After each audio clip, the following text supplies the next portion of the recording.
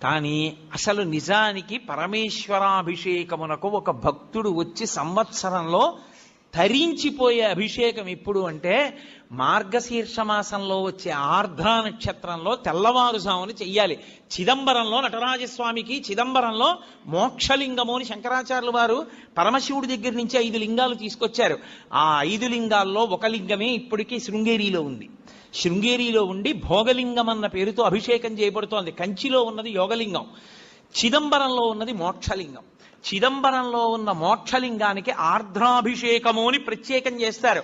అసలు నిజానికి దానితో కలుపుకుంటూ ప్రతి శివాలయంలో మార్గశీర్ష మాస ఆర్ద్రా నక్షత్రం నాడు తెల్లవారుజామున 3-4 మధ్యలో చెయ్యాలి అభిషేకం.